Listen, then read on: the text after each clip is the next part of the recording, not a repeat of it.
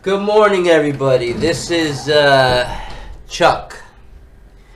It is May 27th, 9 a.m. Eastern Standard Time. Okay, I want to be the first to call shenanigans here on HAARP causing the deadly Texas floods.